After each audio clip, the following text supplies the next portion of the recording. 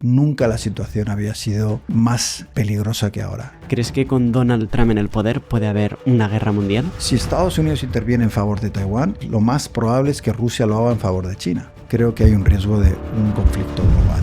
Yo creo que hay pocas frases que yo odie más que daños colaterales cuando hablamos de la guerra. ¿Cómo daños colaterales? Aquí estás hablando de vidas humanas.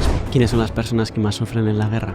En un conflicto es muy fácil iniciarlos, pero es muy difícil terminarlos. La guerra es cruel, sí, pero sobre todo es injusta. Y los huérfanos que están quedando en los conflictos, por ejemplo, en Oriente Medio de hoy, serán los terroristas dentro de 20 o 30 años. La industria de la guerra ha conseguido incluso minimizar el lado humano de quienes más sufren la guerra. Siempre que hay un genocidio, hay previamente una deshumanización. No podemos considerar inaceptable que por mucho que tú estés persiguiendo a un elemento de Hamás, no es moralmente aceptable lanzar una bomba de 1 tonelada en un barrio atestado de civiles sabiendo que vas a matar a cientos de personas que no hicieron nada el 7 de octubre. ¿Crees que hay gente a la que le interesa que las guerras no terminen nunca? Una de las cosas más absurdas de la guerra es que todas terminan en un tratado de paz. Pero la guerra la hacen unos pocos. Una sola persona puede decidir hacer la guerra. ¿Tiene nombre y apellidos la persona más poderosa de España? A la de 3. Bien, hoy nos acompaña David Jiménez, una leyenda del periodismo aquí en España, internacional. Hace varios años le llamaban el Kapuczynski español. ¿Cómo estás, David? Muchísimas gracias por estar hoy con nosotros. Pues un placer estar por fin aquí, ¿no? La gente no lo sabe, pero hemos tratado de vernos y de coincidir para hacer esta charla desde hace ya muchos tiempo, años, ¿no? O sea, sí. Años incluso, ¿no? Años incluso, pero vale la pena. O sea, por eso también insistía tanto, porque sé que estar aquí contigo hoy es un lujazo, no solo para mí, sino para toda la gente que nos vea. Un placer enorme. David, mientras venía hacia aquí en el taxi, pues estaba hablando muy amablemente con el señor que nos llevaba y tal, y entonces llegaba a la conclusión el señor, no sé por qué nos hemos puesto a hablar de Israel, etcétera, de que hay gente que le interesa que las guerras no terminen nunca. Me lo ponía con el ejemplo de, creo que se llamaba Isaac Rabin, puede ser, al cual asesinaron por querer firmar la paz con Israel. ¿Crees que hay gente a la que le interesa que las guerras no terminen nunca? Bueno, Isaac Rabin era el primer ministro israelí y fue asesinado precisamente por intentar buscar la paz, por intentar buscar una solución a un conflicto que se estaba alargando. ¿Qué no habría pasado hoy si en vez de asesinarlo hubiera conseguido alcanzar ese acuerdo de paz? A lo mejor el mundo se habría ahorrado décadas de más muerte, de más destrucción, de todo el horror que estamos viendo que está ocurriendo en Oriente Medio. Entonces, es curioso que muchas veces, yo creo que la mayoría de la gente quiere la paz, estoy convencido, y que la minoría radical, desgraciadamente, muchas veces consigue sus objetivos. ¿Por qué? Pues porque está dispuesta a utilizar la violencia, porque hace más ruido, porque es más fanática y porque muchas veces los moderados nos quedamos callados, no actuamos, ¿no? Y eso le da una oportunidad a los radicales para imponer su agenda. ¿Sabías que en España las cuentas corrientes pagan un interés ridículo del 0,19% anual? Esto significa que si tienes 10.000 euros, al final de año tendrás 19 euros de interés. Sin embargo, los intereses en Europa se sitúan en el 3,25% anual. Tu dinero genera más, pero ¿a quién benefician estos intereses? Nosotros usamos Trade Republic, un banco regulado alemán, y nos llevamos 325 euros anuales sin condiciones ni vinculaciones. Sí, el interés completo que tu dinero genera directamente para ti y no para el banco, sin tener que cumplir condiciones ridículas y con el dinero protegido por el Fondo de Garantía de Depósitos. Y eso no es todo, podrás invertir en acciones, FTS, bonos y mucho más desde solo 1 euro. Ah, y con tu tarjeta de débito gratuita obtienes un 1% de vuelta en tus compras, hasta 15 euros al mes. Hay que empezar a darle más valor a nuestro dinero, por eso os dejamos el link en la descripción. Descárgala ahora y empieza a ahorrar de verdad. Y en este caso, todas las guerras que se producen, siempre hay unos intereses detrás. Unas veces es el petróleo, otras veces es ganar terreno, riqueza, ambición, poder. Y a mí lo que me llama la atención es que en el año que estamos, ¿no? Ya bien entrado el siglo XXI, la condición humana no haya conseguido desprenderse de la guerra. Que todavía tengamos que estar resolviendo nuestras diferencias, matándonos entre nosotros, con armas cada vez más modernas y más efectivas en la destrucción del otro. Y si eso no se frena, pues claro, la posibilidad de que un día acabemos con todo está ahí, porque recordemos que la amenaza nuclear, por ejemplo, vuelve a estar sobre la mesa. ¿Crees que ahora hay más posibilidades de una gran guerra que, por ejemplo, pues antes de la caída del muro? La caída del muro trajo un optimismo, ¿no? Una idea de que íbamos por fin a dejar atrás esos conflictos. Esa batalla entre capitalismo y comunismo parecía resuelta. Y de repente dijimos, bueno, pues a lo mejor ahora entramos en una era de la paz, la estabilidad y demás, pero duró poco, ¿no? Hoy sí yo estoy seriamente preocupado. Desde que yo soy reportero, hace ya 30 años, nunca la situación había sido más peligrosa que ahora. Tenemos no solo conflictos concretos, ¿no? Ucrania, Gaza y demás. Aparte del medio centenar de guerras de las que nadie habla porque no salen en los medios de comunicación, pero hay más de medio centenar de conflictos en activo. Pero es que lo que se está produciendo es una división del mundo igual que en la Guerra Fría. Por un lado tienes una alianza de regímenes autoritarios con Rusia, con China, con Irán, Corea del Norte. Por otro lado, tienes un bloque de democracias liberales, comandadas sobre todo con Europa y Estados Unidos, que están muy débiles, que están en declive y con muchísimos problemas, falta de liderazgo, etc. Entonces, claro, ahí se produce un choque en medio de un gran desorden internacional, donde los peores actores de la geopolítica no ven ningún liderazgo en esas dos potencias, que son Europa y Estados Unidos, y creen que pueden actuar como quieran sin pagar las consecuencias. Y esto hace que la situación, yo creo que sea especialmente arriesgada en este momento. ¿Crees que con la llegada de Donald Trump a los Estados Unidos terminará? Porque él comentaba que con una llamada puede hacer pues que cese la guerra, etcétera. No sé qué te parece. Si Estados Unidos abandona Ucrania, sí, puede acabar con la guerra. Pueden pasar dos cosas: que Estados Unidos, Donald Trump, fuerce un acuerdo con los rusos, o simplemente que deje de ayudar a Ucrania. Eso permitiría a Putin acabar con la invasión y sería muy difícil que Ucrania se sostuviera a medio plazo. Pero, ¿qué paz es esa? ¿No? Una paz en la cual el agresor de un país soberano consigue su objetivo. ¿Queremos un mundo en el que una gran potencia, ya sea Estados Unidos en Irak o Rusia en Ucrania, simplemente porque son más grandes, más fuertes, pueden invadir el país vecino e imponer su voluntad? Yo creo que ese no es un mundo que queremos, ¿no? Y yo creo que los ucranianos lo que quieren, aparte de recuperar el terreno ocupado por Rusia, yo creo que sobre todo no quieren estar bajo el yugo de un dictador como es Vladimir Putin. Quieren tener su libertad, yo creo que es legítimo, y están peleando por ella. Yo he vivido muchas guerras como reportero, sé el sufrimiento que generan y que ocasionan. Yo creo que no hay nadie que quiera menos la guerra que quienes la han visto de cerca, y sobre todo quienes la sufren, que son los civiles. Pero en este caso, yo no creo que darle todo lo que quiere Putin acabará con la guerra. Probablemente sí en 2 o 3 años. Pero en 2 o 3 años volvería otra vez la guerra porque él aprovecharía la situación. Entonces, creo que hay que buscar una paz justa. Y esa paz justa no puede pasar por ceder a Vladimir Putin en sus deseos expansionistas.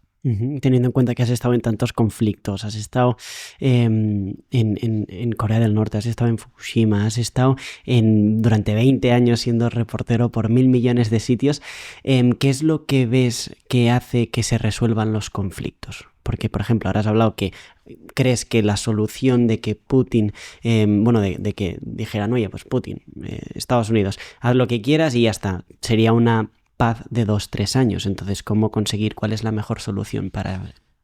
Una de las cosas más absurdas de la guerra es que todas terminan en un tratado de paz. Y uno dice, ¿y por qué no empezamos por ahí? ¿No? Y nos ahorramos los muertos, la destrucción, la pobreza que sigue después de la guerra, porque hay que tener en cuenta que las guerras no acaban cuando callan las balas. Las guerras generan una serie de problemas, de heridas, de pobreza, de resentimiento, que duran décadas muchas veces. Fíjate que en España todavía estamos discutiendo sobre la guerra civil y todavía hay rencillas sobre nuestra guerra civil, ¿no? Ya han pasado décadas. Entonces,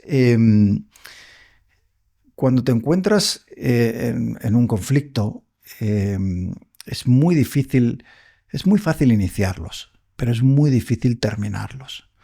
Porque se entra en una cadena, en un círculo de odio, de venganza, de tú me has hecho y yo te hago, ¿no? Es un poco lo que está pasando en el conflicto de Oriente Medio, ¿no? Que ya la gente, o sea, te tienes que ir muy atrás, no, tú me hiciste, yo te hice, yo respondí, y es siempre una respuesta a algo que creo que me hiciste o que me hiciste, ¿no? Y eso solo cuando de repente, ¿no? Aparecen personas muy valientes en puestos de responsabilidad, se puede acabar. Porque es muy curioso que la gente identifica hacer la guerra muchas veces con el coraje y la valentía. A mí me parece que es mucho más valiente hacer la paz. Porque hacer la guerra, cuando estás armado y cuando envías a soldados jóvenes, tú estás en tu despacho, confortablemente sentado, y son otros, ¿no? Putin no le verás en el frente, ¿no? Son otros chavales que dejan la vida o que sufren amputaciones, traumas psicológicos de por vida. Y claro, yo siempre he dicho que antes de que un líder iniciara una guerra o diera la orden a sus soldados de ir, tendría que conocer lo que es la guerra. Tendría que haber estado ahí, haber olido, haber escuchado los gritos de dolor del soldado que está muriendo, haber visto cómo una familia o un chaval pierde a sus padres en un conflicto. Es decir, muchas veces vemos la guerra con mucha indiferencia, como si fuera un videojuego, en cierto modo, ¿no? Con la distancia de una película de Hollywood. Pero cuando te acercas a ella, ves realmente el horror que es la guerra. Y creo que ahí es donde nos damos cuenta. Pero la guerra la hacen unos pocos. Muchas veces una sola persona puede decidir hacer la guerra. Y es muy difícil frenarla. Hay que esperar normalmente a que personas con mucha más humanidad y empatía lleguen a puestos de responsabilidad y quieran detener esa guerra y luego tengan la valentía increíble, pues de un Nelson Mandela, por ejemplo. ¿Qué hace Nelson Mandela? Lo encarcelan 27 años. Sale con todo el poder absoluto, se convierte en presidente y tiene dos opciones. Una,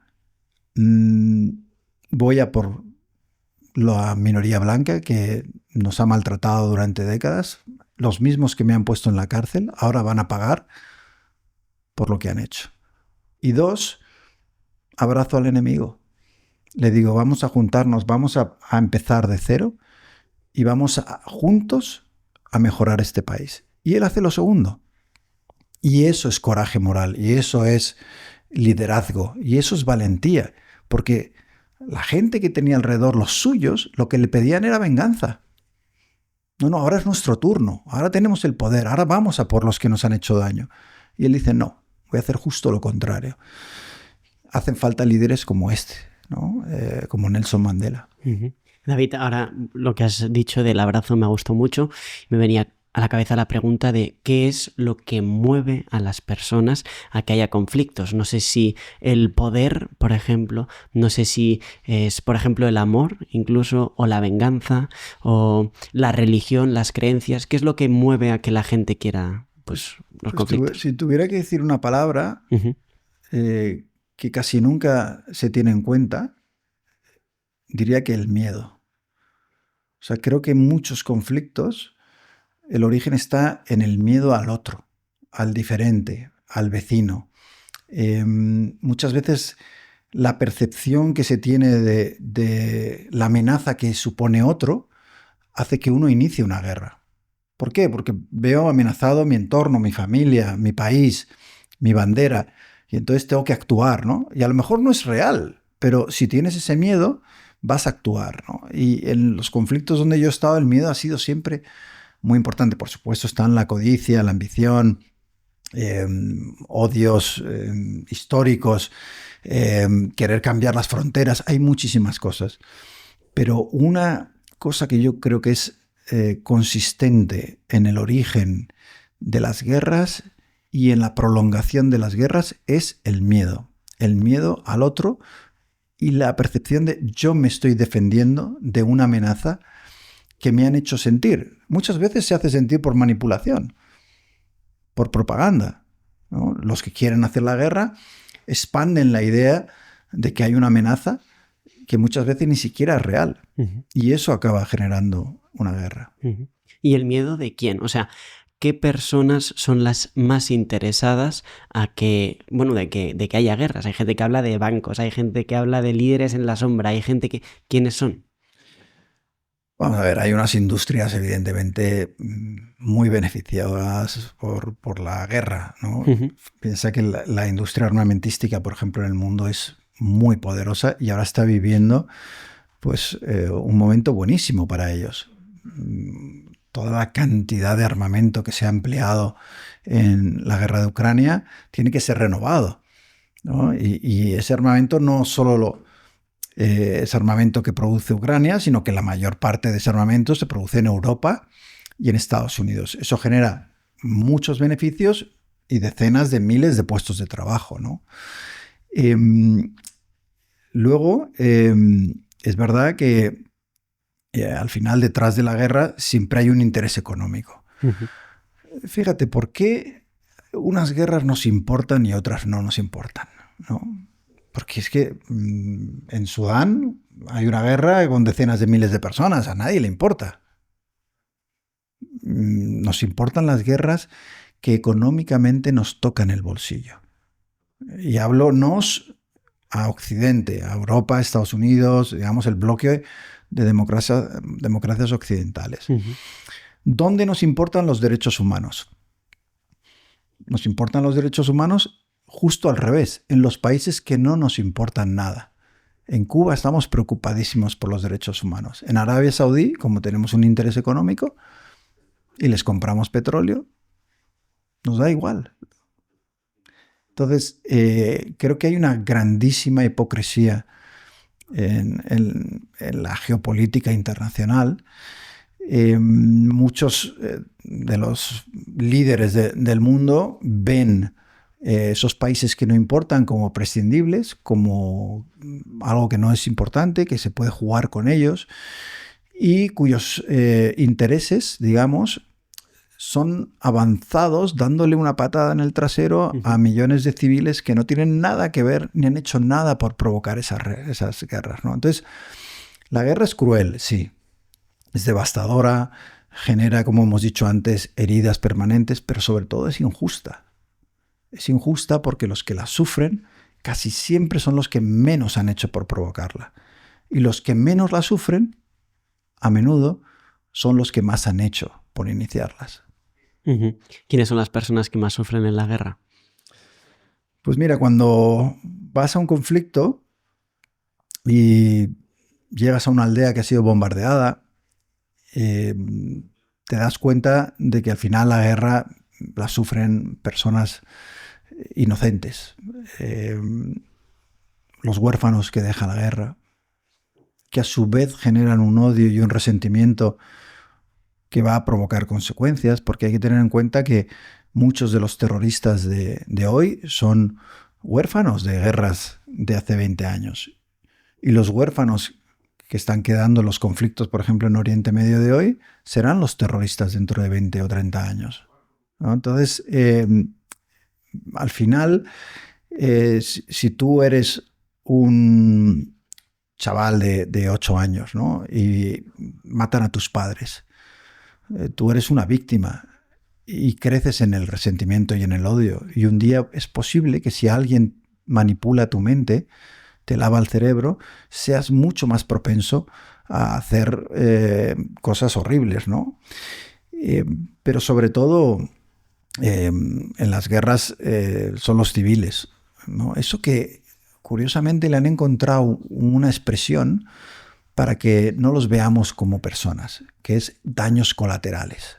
Yo creo que hay pocas frases que yo odie más que daños colaterales cuando hablamos de la guerra. ¿Cómo daños colaterales? ¿Esto qué es? ¿Que hemos tenido una colisión entre dos coches y ha habido un daño? No, aquí estás hablando de vidas humanas, pero la industria de la guerra y la geopolítica hipócrita ha conseguido incluso minimizar el lado humano de quienes más sufren la guerra. Poniéndoles la etiqueta son daños colaterales, que es una manera de decir, bueno, son gente que no queda más remedio que matarla, aunque sea, oye, no era nuestra intención, pero bueno, estaban ahí y no había otro remedio, ¿no?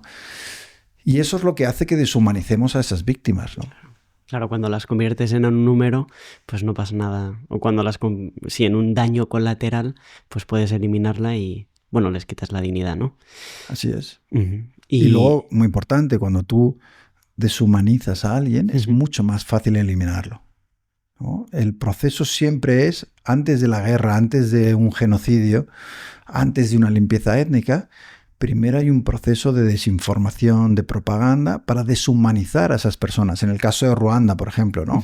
Se les llamaba cucarachas en la radio, ¿no? Hay que eliminar a las cucarachas. Es decir, no les veas como personas. Son cucarachas y tienen que ser aplastadas.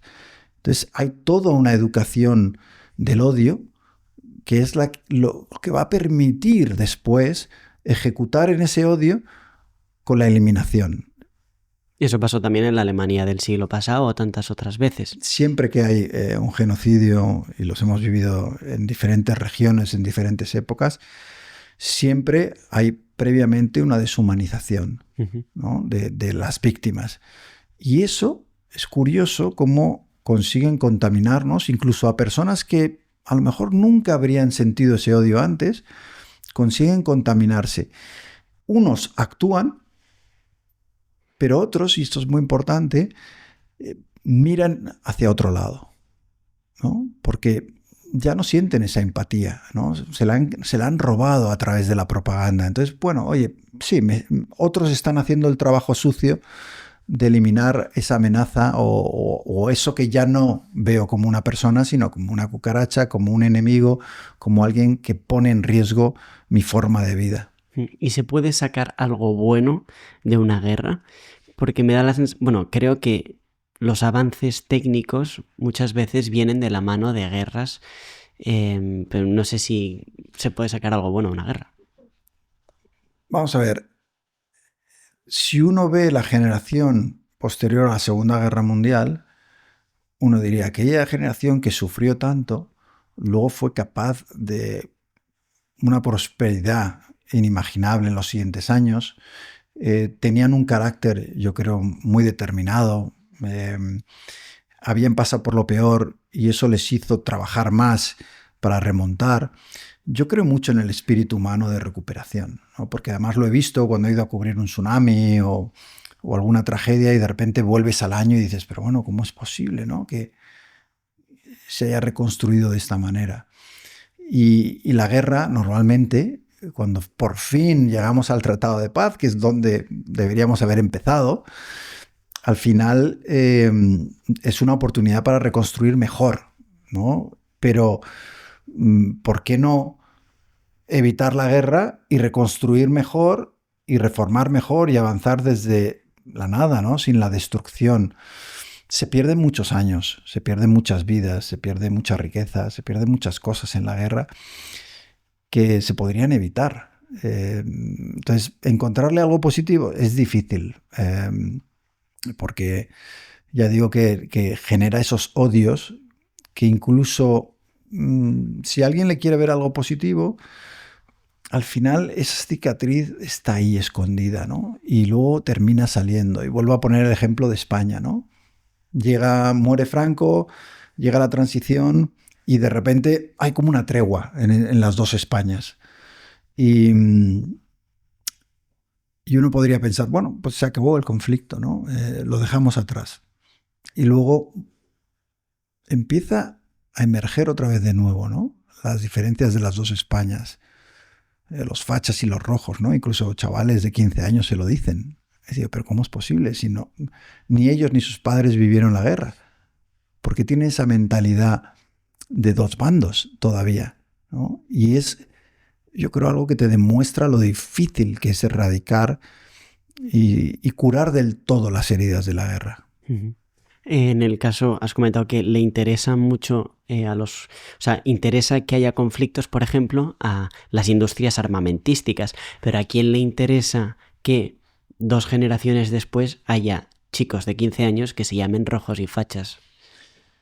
Le interesa a gente que es lo suficientemente mediocre para no ser capaz de llevar a cabo sus intenciones sin crear a su alrededor odio y destrucción. Al final, la polarización que estamos viviendo en todo el mundo es un producto de gente que no tiene una visión para sus países, para sus comunidades, para el mundo, más allá del enfrentamiento. Necesitan el enfrentamiento para prosperar, por ejemplo, políticamente. Y lo vemos también en España. Esos políticos intentan prosperar no a base de proponer las mejores reformas educativas o las mejores políticas públicas. No. Se trata de avanzar tu agenda, de ganar puntos y votos en el día de las elecciones a base del enfrentamiento, de repetir la idea de que el otro es un enemigo, de que toda la culpa lo tiene el otro y que todo lo que tú haces es bien, y crear tribus. Porque yo creo que cuando tocamos el tema de la guerra, yo creo que también lo que ocurre es que los seres humanos no dejamos de tener ese instinto tribal, de necesidad de estar en un grupo, de sentirnos protegidos y defender luego a ese grupo, ¿no? Cuando uno ve el fútbol, los hinchas, ¿no? Son absolutamente fieles a su equipo. Si el árbitro pita un penalti, aunque sea clarísimo, ¿no? Que no lo veo, ¿no? Porque yo defiendo mi tribu, mis colores. No hemos salido del todo de la cueva, me da la impresión, ¿no? No conseguimos dejar atrás la cueva, la tribu y ese comportamiento un poco étnico supremacista, de los nuestros son los mejores. Que yo creo que genera también muchísimos conflictos. Si te está gustando la entrevista, este es el momento de suscribirte. Así nos ayudas a seguir creando contenido y entrevistas de valor para todos vosotros. Muchísimas gracias. También, ahora que estábamos hablando de intereses, y luego quiero ir otra vez a tema, es que sé que has entrevistado a algún que otro terrorista y temas súper interesantes. Antes de ello, ya que estábamos hablando de España, fuiste creo que de las primeras personas en hablar muy públicamente de la relación que hay muchas veces entre los medios y las grandes empresas en España. ¿Podrías hablarnos un poco más de ello? Sí, bueno, en el libro El director describo mi experiencia como director del diario El Mundo y lo que descubrí en aquel periodo, ¿no? Yo venía de ser corresponsal, 20 años, reportero de guerra, cubriendo conflictos, revoluciones, desastres naturales. Bueno, y de repente alguien tuvo la idea loca de hacerme director de un gran periódico, ¿no? Y yo llegué con muchísimo idealismo, ¿no? El reportero siempre es muy idealista porque ha vivido el lado más romántico de su oficio. Entonces llegué al despacho y voy a cambiar el periodismo y vamos a contar la verdad. Y esto enseguida se vio más difícil de lo que uno pensaba, ¿no? Me encontré enfrente a políticos, empresarios e incluso a mi propia empresa que eran totalmente contrarios a un periodismo independiente. Y además me encontré un sistema que describo en El Director, que yo llamo los acuerdos, que son estos acuerdos no escritos por los cuales los medios de comunicación reciben una ayuda de los poderes políticos y económicos mucho mayor de la que le corresponde a cambio de tratamientos amables, coberturas amables y de ocultar en el cajón de vez en cuando informaciones que comprometen a gente muy importante.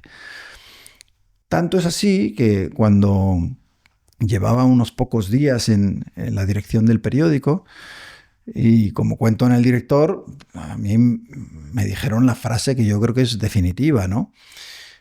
Habíamos publicado una información que comprometía a una empresa del IBEX y el presidente de la empresa me dijo: no podemos hacer periodismo contra los que nos hacen favores. Es decir, no estábamos hablando de periodismo o de contar la verdad, sino de un juego de favores en los cuales el periodismo y la verdad se comerciaban a cambio de recibir una serie de beneficios, publicidad, acuerdos de patrocinio, etc. Y esto ocurría no solo con las grandes empresas, sino también con los gobiernos municipales, autonómicos, el central y demás. Pórtate bien y yo te voy a dar mucho más en la próxima campaña de tráfico, vas a tener una licencia de radio o de televisión, etc. Te hacen ver que vas a vivir mucho mejor si formas parte del sistema, no si lo criticas o lo fiscalizas o denuncias los abusos del poder. Entonces, bueno, esto yo creo que es en parte una de las razones de que muchísima gente haya sentido una gran desafección con los medios generalistas y ahora se estén informando, por ejemplo, con tu canal de YouTube o el que yo acabo de montar por mi cuenta, David Jiménez, El Director, que en poquísimo tiempo, en apenas una semana, tenía 60.000 suscriptores. Que tendréis el link en la descripción. Sí. ¿De dónde vienen esos suscriptores? Yo creo que vienen de gente que se siente traicionada por los medios generalistas y por los intereses que hay detrás de esos medios. Y bueno, yo creo que si los medios quieren recuperar la confianza de la gente, lo primero que tienen que hacer es romper las cadenas que les atan a esos intereses económicos y políticos, porque a lo mejor es que yo soy demasiado idealista, pero a mí no me parece tan difícil que el periodismo se ejerza poniendo el interés de la gente por delante, de los lectores, de los oyentes, de los espectadores.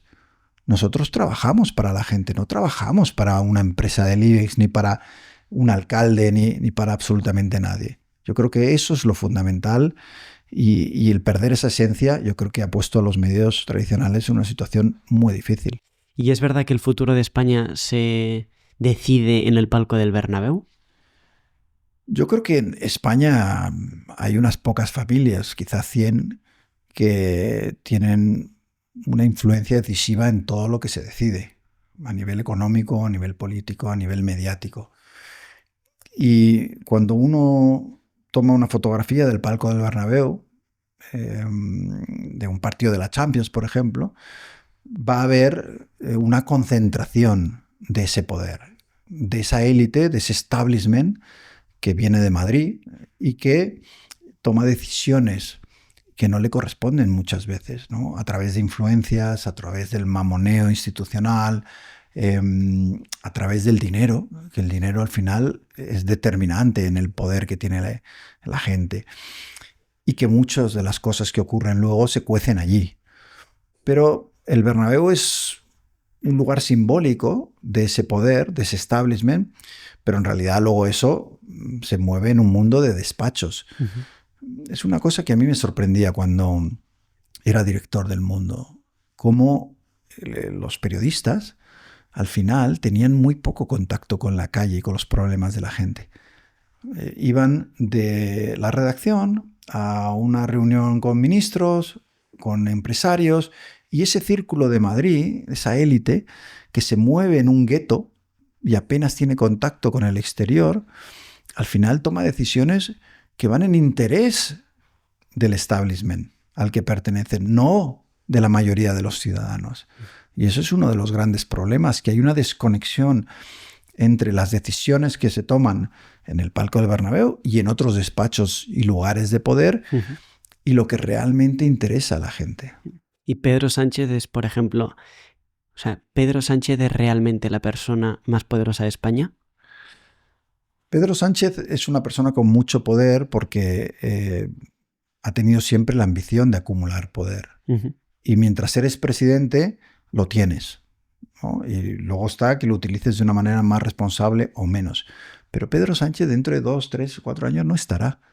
Lo que sí estará inamovible absolutamente es ese establishment del que yo hablo, la monarquía del dinero, esas grandes familias, esos medios de comunicación que trabajan para el establishment, esos partidos. Porque cuando hablamos de poder, sí, los líderes van y vienen, pero la estructura de la partitocracia española, que luego genera un reparto de cargos y de favores entre sus militantes, eso va a permanecer. Entonces, más allá de las personas concretas, lo que hay es un establishment que hace todo lo posible por no regenerarse, por no reformarse y por no cambiar. Porque si cambiara, todos esos puestos se verían en peligro. Y eso es lo último que quieren. Yeah. ¿Y tiene nombre y apellidos la persona más poderosa de España? Varía un poco, pero digamos que si tú coges ahora mismo, oye, ¿cuáles son las personas más poderosas, no? Ya digo que el presidente del gobierno lo es, evidentemente, ¿no? Mientras dure en el cargo. Pero ya lo hemos visto a lo largo de la historia reciente, eso es temporal, ¿no? Pero en mi época, por ejemplo, ¿no? Vamos a ir a una época en la que yo, digamos que lidié directamente y de manera muy cercana con el poder. ¿Quiénes eran los que dirigían el país? Pues lo dirigían César Alierta, ya fallecido, pero que era el presidente de Telefónica y ejercía un poder brutal. Los directivos de los dos principales medios de comunicación, tanto Cebrián en el caso de Prisa, como Antonio Fernández Galeano en Unidad Editorial. Quiero decir, esto es el lado mediático. Por otro lado tenías el lado empresarial y luego el lado político, que en la época que a mí me tocó lidiar, estaba todavía el PP en el poder y estaba Sáenz de Santa María, que tenía muchísimo poder y lo ejercía también de una manera muy directa. Entonces, lo que yo descubrí es el engrasado de esos tres poderes. El poder político, el poder mediático y el poder empresarial en realidad son uno solo. Uno tiende a verlos como si fueran separados, ¿no? Pero actúan en consonancia, están muy coordinados, ¿no? Y cuando tienen un enemigo, por ejemplo, hubo un momento en que esos tres poderes vieron que yo, como director del Mundo, era un riesgo, porque no atendía a las instrucciones que me daban. Iba por libre. Y entonces consideran que hay que apartarlo. Y hay una alianza para apartarlo. Ese es el gran poder. Cuando tú puedes decidir quién dirige un periódico y quién no lo dirige. Cuando puedes decidir, qué medidas se toman, por ejemplo, en la banca y qué medidas no se toman. Cuando tienes el control del Tribunal Supremo y el Tribunal Constitucional, ¿no? Y puedes, determinar qué decisiones se toman en las más altas esferas de la judicatura. Eso es verdadero poder. Y luego una cosa que te da el poder que me parece que es esencial y es la impunidad. Es decir, tú estás protegido de un modo que nada te puede pasar. Entonces, solo en guerras internas de esos poderes, que a veces ocurren, uno puede caer. Pero normalmente es muy difícil que te rocen o te toquen agentes externos. Porque lo tienes controlado, porque decides por dónde van los medios, porque decides qué leyes se aprueban, ¿no? Es muy arbitrario en ese sentido, ¿no? Y creo que el objetivo final es pretender que las cosas están cambiando sin que cambien. Yo creo que ese es el gran objetivo del establishment. Y una de las razones, claro, yo en el director me pregunto, ¿y a mí por qué me traen de director, no? Yo creo que porque es un buen escaparate. Te traes a alguien que es un reportero, lo pones ahí, le subes el sueldo 6 veces del que tenía, le das privilegios, con lo cual estará contento y no va a hacer ruido. Y das la imagen de que quieres cambiar el periódico y el periodismo, trayéndote a alguien, digamos, limpio, entre comillas, pero luego en realidad lo controlas o intentas controlarlo, ¿no? Y cuando te das cuenta de que no puedes, entonces lo eliminas, ¿no? Si yo hubiera aceptado las instrucciones, si yo hubiera sido dócil y hubiera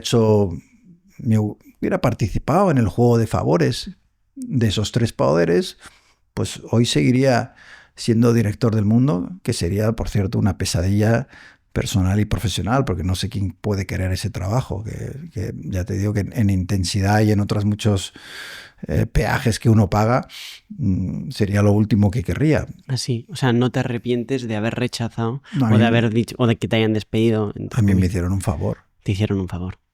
Me hicieron un favor por varias razones. Primero porque a nivel personal ese trabajo requería de una entrega que quizá yo no tengo en mí, ¿no? Es la entrega de yo a las 6 de la mañana estaba ya de pie viendo las informaciones y demás, y había días que me iba a casa a las 11 o a las 12 de la noche. Claro. Eso no es una vida, ¿no?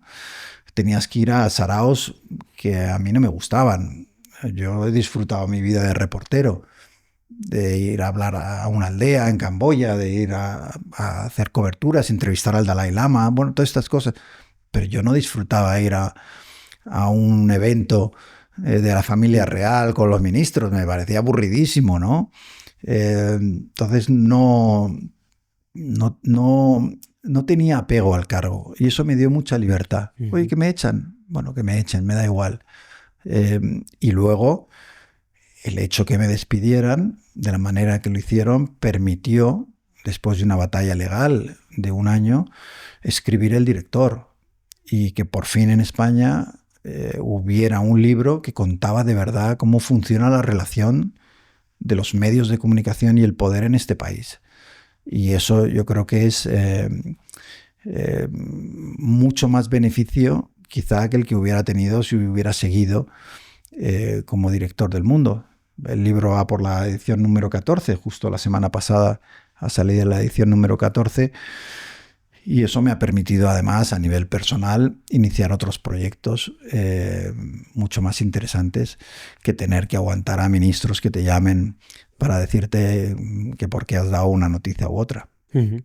¿Y ese poder del que hablabas responde a un poder superior? O sea, en España el poder responde al poder, por ejemplo, de Estados Unidos o de la Unión Europea o de... Bueno, cada vez menos los países son soberanos. Evidentemente, muchas de las decisiones, por ejemplo, económicas que se deciden en España, las deciden en Bruselas. O sea, ellos te dicen cómo tienes que reformar las pensiones. Ellos te dicen muchas de las políticas medioambientales que tienes que aplicar. En el caso de Estados Unidos, geopolíticamente, ellos influyen mucho en lo que puedes y no puedes hacer. Por ejemplo, la relación de España con Marruecos está muy influenciada por las decisiones que antes ha tomado un país como Estados Unidos. Y desgraciadamente, pues hay muchos líderes que no tienen el valor para imponer su voluntad a esas grandes potencias y esos intereses, ¿no? Y ese es un problema. Yo soy muy favorable a la Unión Europea. Yo creo que eso a España le ha dado desarrollo, le ha dado progreso, nos ha civilizado y yo creo que nos salva de hacer muchas estupideces. Creo que si no tuviéramos a la Unión Europea detrás, probablemente las cosas irían peor, porque nuestros políticos, siendo como se demostró, por ejemplo, en las inundaciones de Valencia, bastante incapaces en la gestión y mediocres muchas veces a la hora de pelearse por ellos, incluso cuando más falta hace que trabajen juntos. Creo que el estar en la Unión Europea nos protege un poco de nuestros propios políticos, en cierto modo, ¿no? Pero sí que creo que los países tienen que ser soberanos a la hora de poder tomar decisiones en su interés sin que otro país más grande decida por ti. Y a lo largo de la historia, pues lo hemos visto, ¿no? Las grandes potencias muchas veces ejercen una influencia que no está dictada por tu interés, sino que está dictada por el suyo. O sea, cuando Estados Unidos pide algo, no lo pide porque crea que es lo mejor para ti, lo pide porque es lo mejor para ellos. En el caso de Rusia, por ejemplo, pues pasa lo mismo con los países de su entorno, ¿no? Donde toman muchas decisiones fundamentadas en el interés ruso, no de esos lugares. Siempre he sido partidario de la no intervención en los asuntos de otros países. Incluso aquellos países que nos horrorizan. Pienso en Afganistán, un conflicto que me tocó cubrir. Y el empeño durante 20 años de Occidente en convertir a Afganistán en una democracia, ¿no? Y yo estuve en las primeras elecciones que se celebraron después de la guerra del 2001. Y eso siempre sale mal. Yo creo que los países tienen que evolucionar, cambiar su destino de manera interna, autóctona, ¿no? Pero imponerlo desde fuera es que nunca funciona. Y teniendo en cuenta que, por ejemplo, también has estado en Corea del Norte, hay que dejar que en Corea del Norte fluya la situación. Yo creo que Corea del Norte un día, el régimen norcoreano, que es atroz, porque lo que ha hecho es construir una gran cárcel en vez de un país, un día caerá, porque todas las dictaduras terminan cayendo. Pero no caerá porque lo diga Estados Unidos o lo diga yo. Caerá porque la gente de Corea del Norte perderá el miedo y se levantará contra los dictadores, igual que ha ocurrido en tantos y tantos lugares. Igual que ocurrió también en Europa contra las monarquías absolutas, por ejemplo, ¿no? Entonces, creo que la evolución natural de las personas es tender a la libertad. Y que en los países donde eso no sucede, el intentar imponerla desde fuera normalmente no sale bien, ¿no? Y que tiene que ser algo que se desarrolle desde dentro. Lo que sí podemos hacer es ayudar de la manera más sutil posible en dar cobertura a aquellas personas que desde dentro quieren cambiar las cosas y apoyarlas como se pueda, ¿no?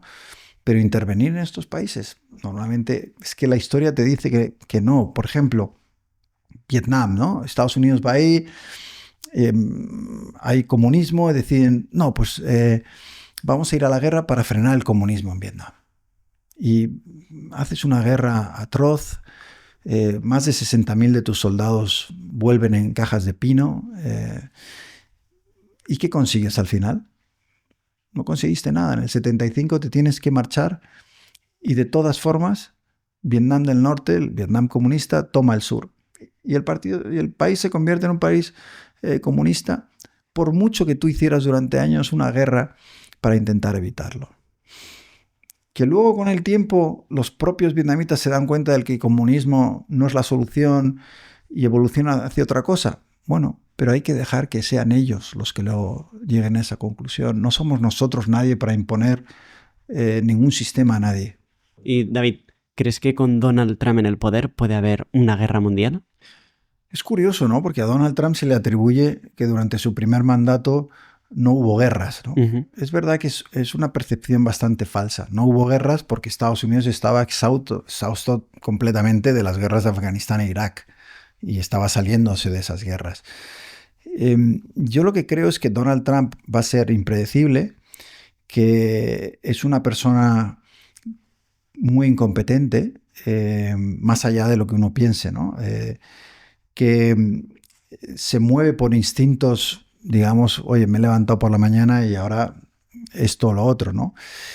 Y a mí me preocupa seriamente la manera en la que tiene de hablar de la OTAN, de Europa, y muchas veces lo que veo es que es más cercano a un Vladimir Putin, por ejemplo, que a sus aliados históricos de Europa, ¿no?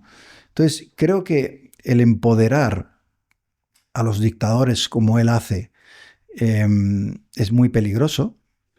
Creo que en un momento de tanta tensión como la que se está viviendo en diferentes frentes, no es la mejor persona para gestionar la geopolítica internacional.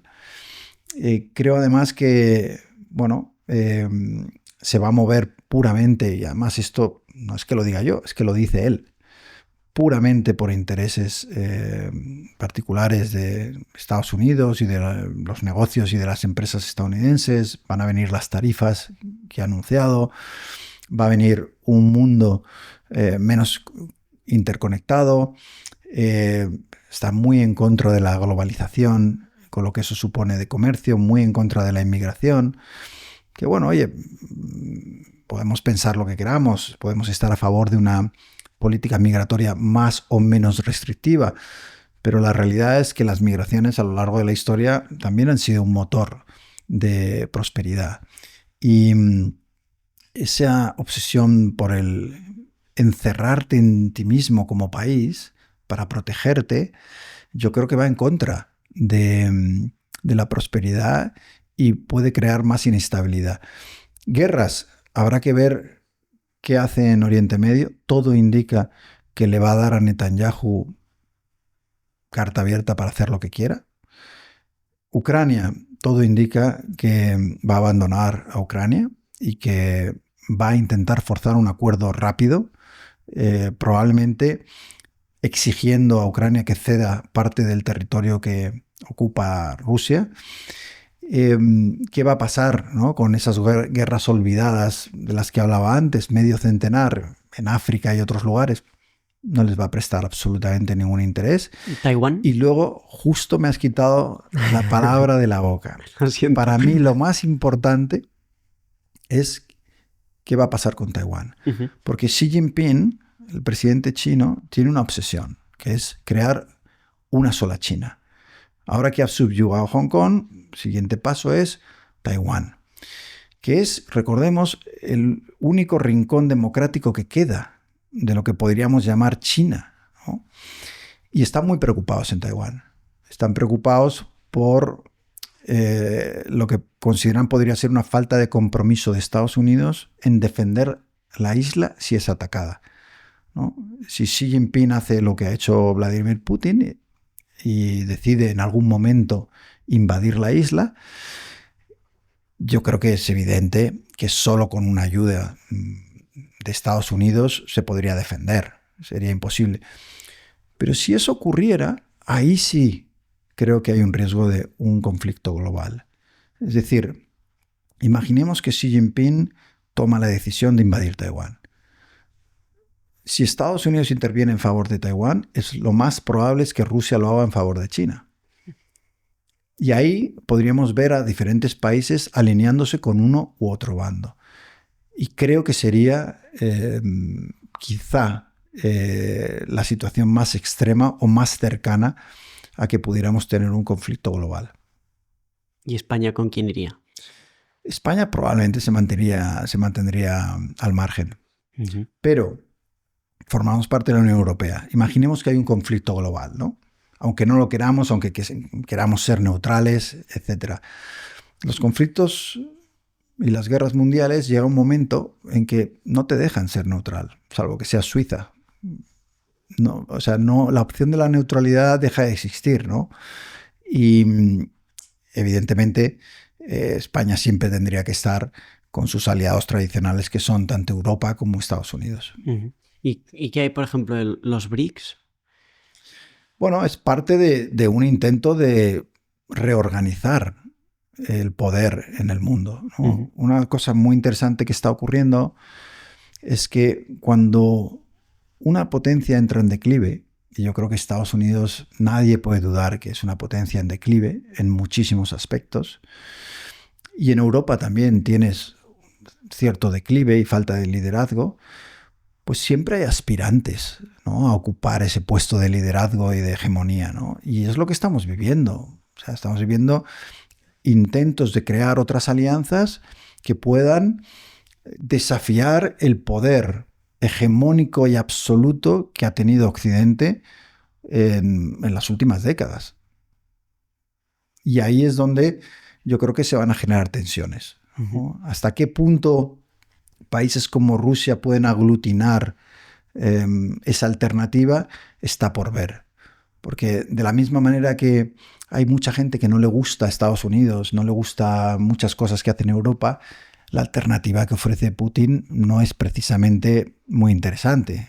Un régimen oligárquico, casi mafioso, donde los periodistas que son disidentes se caen de los balcones accidentalmente, donde disidentes como Navalny mueren en una cárcel apestosa en Siberia, donde las minorías son perseguidas, no ofrece, digamos, algo muy atractivo como alternativa, ¿no? Al revés, yo creo que sigo viendo que la mayoría de los países, si tú les das a elegir, oye, ¿tú qué quieres ser de mayor?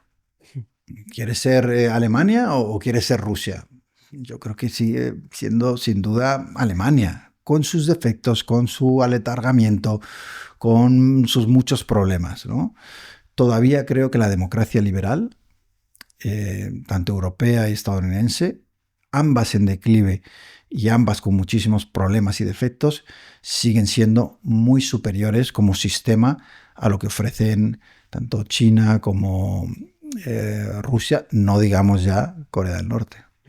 David, antes has hablado de neutralidad y ahí yo pensaba que en España me da la sensación de que todo el mundo tiene que ponerse la chaqueta de un bando. Entonces, si eres de izquierda estás a favor de Palestina, si eres de derechas estás a favor de Israel. ¿Por qué? Porque sí. Entonces, tú estás a favor de Israel sin tener en cuenta que quizá ellos, cuando han matado a gente en Gaza, pues hay muchos católicos ahí, que no todos son tal, y cuando al revés, quizá en Palestina o en Irán, que está pues con Palestina, cuelgan a homosexuales de grúas. Entonces, ¿cómo es que todos tenemos y por qué? Bueno, ¿de dónde salen estos packs ideológicos? Antes hablaba de la tribu, ¿no? Pues esto es la tribu en su esencia. Yo creo que nos sentimos más seguros en la certidumbre del grupo, del bando, de la trinchera, ¿no? Y estamos mucho más cómodos con eso que no en la incertidumbre o en cosas que muchas veces nos hagan plantearnos nuestros principios, nuestras convicciones. Es verdad que en los últimos años nos hemos radicalizado. La polarización empieza a ser irrespirable, ¿no? En el sentido de que hay muy poca capacidad de crítica con los propios, con los de tu propia tribu, también porque tu tribu te expulsa si tú disientes, ¿no?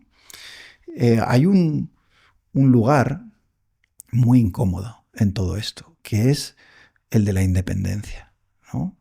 Yo lo he notado, fíjate que en el nuevo canal de YouTube solo he colgado 2 vídeos, y uno era crítico con Trump, ¿no? Y enseguida mucha gente me decía, pues me doy de baja de tu canal, ¿no? Y digo, bueno, me parece bien, el canal no es para ti si no eres capaz de escuchar una opinión diferente a la tuya. Y creo que tenemos que ser expuestos más a menudo a ideas contrarias, que Internet nos ha permitido meternos en guetos ideológicos, seguir solo a los que piensan como nosotros, los medios que piensan como nosotros, no exponernos a nada que no sea lo que son nuestros prejuicios sobre las cosas. Grupo de WhatsApp con los míos, ¿no? Entonces, estamos perdiendo el contacto con opiniones contrarias y esto hace muy difícil ponerte en el lugar del otro. ¿Por qué el otro piensa lo que piensa?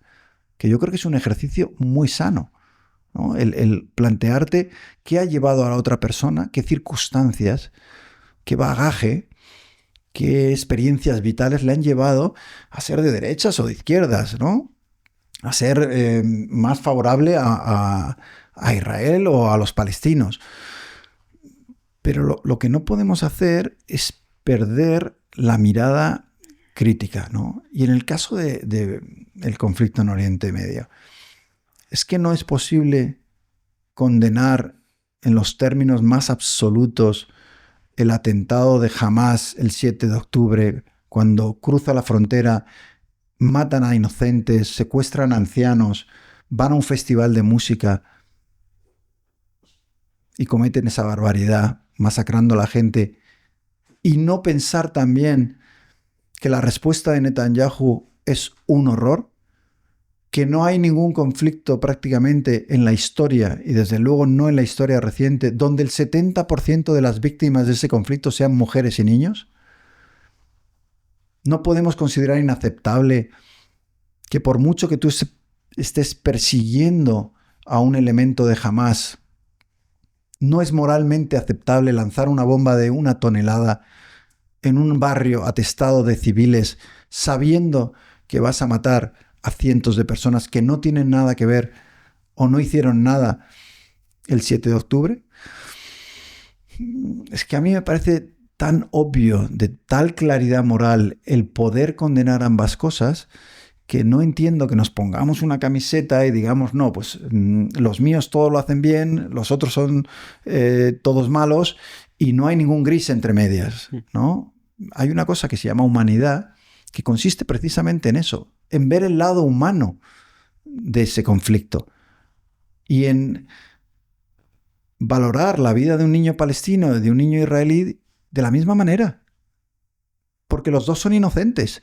Y luego ya podemos hablar de las causas del conflicto, de quién tiene más culpa, de qué pasó, cuál es el origen, porque aquí cada uno se remonta al momento que le da la gana para explicar el conflicto, ¿no?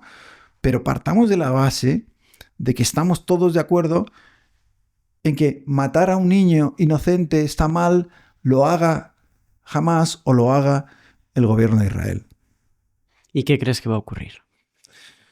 Soy muy pesimista. Además, tengo en esto, nada más empezar esta última fase del conflicto, ya expresé un poco lo que iba a pasar, ¿no? Dije que Gaza iba a ser arrasada, que probablemente Israel se anexionaría Gaza, si no en su totalidad, al menos parcialmente. Eso ya está en marcha. El norte de Gaza es un solar y ya hay planes que ha declarado el gobierno de Netanyahu de anexionarse esa parte, ¿no? Yo creo que se están tomando pasos que no van a aumentar la seguridad de Israel ni van a hacer que podamos alcanzar la paz. Al revés, lo que veo es que se está yendo a un callejón sin salida, a una situación en la que ya no va a haber ninguna posibilidad de llegar a un acuerdo de paz, donde no va a haber una posibilidad de que dos estados convivan juntos, que es lo que a mí me gustaría que ocurriera y que estuvo a punto de ocurrir en varias ocasiones, si no fuera o no hubiera pasado lo que hemos comentado al principio, que al final los radicales consiguieron imponerse a la mayoría para que no hubiera paz. Pues David, bueno, ya para ir terminando, que sabemos que el tiempo es muy valioso, me gustaría preguntarte de tus tantos años como periodista en 10.000 sitios distintos, ¿cuáles han sido las personas que más te han tocado y que luego dices, oye, qué suerte poder haber estado con estas personas? Es verdad que ha sido uno de los grandes privilegios, ¿no?, de la profesión, el poder entrevistar a grandes personajes, ¿no? El Dalai Lama, por ejemplo, ¿no? Es una entrevista que siempre, bueno, guardo un recuerdo muy grato, pero a la vez también he entrevistado el lado oscuro, ¿no? Recuerdo al líder de Al-Qaeda en el sureste asiático. Yo creo que el periodismo tiene que entrevistar al mal y al bien, ¿no? A los santos y a los demonios, y adentrarse en ambos con una distancia suficiente, ¿no?, para intentar comprender las causas que llevan a uno y a otro a comportarse como se comportan.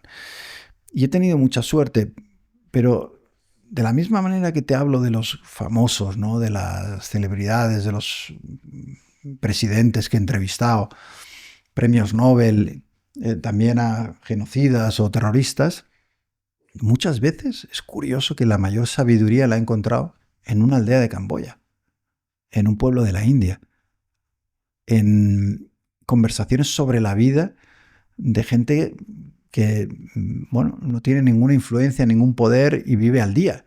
Y sin embargo, precisamente por eso, porque viven al día y han tenido que sacar a su familia adelante y han tenido que sobrevivir en condiciones durísimas, han desarrollado una sabiduría sobre lo que es la vida, sobre lo que es importante, mucho mayor de la que he encontrado muchas veces en grandes políticos, ¿no? Y con eso me quedaría, ¿no?, de esa experiencia del privilegio de hablar con tanta gente cuando eres periodista. Ya para terminar, me gustaría preguntarte dos cosas. La primera es si en tu época como director del Mundo hay alguna cosa que nunca te hayas atrevido a contar. Y luego también, si pudieses escribir un mensaje en el espacio para que todo el mundo lo leyera, ¿cuál sería? En el año que dirigí El Mundo, una de las cosas que más orgulloso me hacen sentir es que defendí del primero al último día la integridad de mi redacción, la integridad de un periódico en el que había empezado como becario y al que tenía muchísimo cariño, y sobre todo mi integridad personal, ¿no? El hecho de que no consiguieran cambiarme, que no cruzara al otro lado, digamos, hoy, con la distancia del tiempo, porque ya han pasado unos cuantos años, le doy mucho más valor, incluso que en ese momento, ¿no? Y me alegro de haber tenido en su momento, ¿no? Los principios y el coraje para aguantar las presiones y no traicionarme a mí mismo. Yo creo que todas las historias que vinieron y yo consideré relevantes para los lectores y consideré que estaban contrastadas y tenían el rigor suficiente, fueron publicadas. No hubo una sola historia que dijera, no, mira, es que esta va a molestar a no sé quién, o va a molestar al otro, o si la publico me van a despedir. Bueno, evidentemente las publiqué y me despidieron, pero es algo de lo que me siento muy, muy orgulloso. ¿Y sobre el mensaje? A mí me gustaría que el mensaje que yo pondría es: ponte en el lugar del otro. Yo creo que gran parte de los problemas que tiene el mundo hoy y de los que vamos a tener adelante es que no somos capaces muchas veces de tener la empatía suficiente de ponernos en las botas del otro. ¿Por qué está pasando el otro? ¿Cuáles son sus circunstancias? ¿Qué le han llevado a pensar como piensa, ¿no? Entonces, creo que esa empatía que me da la sensación, y no entiendo por qué hemos ido perdiendo en los últimos años, hay que recuperarla. Y hay que volver a ponerse los pies del otro, en el diferente, el que viene de fuera, el que discrepa de nosotros. Al final, cuando uno se acerca a la gente, muchas veces descubre cosas que no se habría imaginado. Y el periodismo va de eso. Yo he tenido la suerte de tener que acercarme mucho a la gente, profundizar, intentar conocerles, cuáles son sus circunstancias. Muchas veces he ido a conflictos convencido de que había unos malos y unos buenos. Y yo ya sabía quiénes eran. Y después de unos días decía, oye, pues los malos malísimos tienen unas razones detrás. Y los buenos buenísimos, bueno, pues no son tan buenos, ¿no? Entonces, lo digo en El lugar más feliz del mundo, que es uno de mis libros, ¿no? Yo no creo que las personas seamos todo claridad y tampoco absoluta oscuridad. Creo que somos más bien bruma, ¿no? Una mezcla. Y el periodismo siempre ha consistido en intentar adentrarse en la bruma, despejarla un poco y llegar a la verdad. Y para mí no es tanto la verdad de un partido político, de un gobierno, no. Para mí es la verdad de la condición humana. ¿Qué nos hace humanos? ¿Qué nos hace actuar de una manera u otra? Eso es lo que yo he intentado descubrir en mis viajes, en mi reporterismo. Y muchas veces me han entrado más dudas, ¿no? de las que fue precisamente por eso, porque creo que las personas somos bruma. Y cuando entendemos eso, creo que también nos acercamos más a otras personas para entender por qué están en la posición que están. Si te ha gustado esta entrevista, tenemos otra por aquí que te va a encantar. Muchísimas gracias. A la de 3.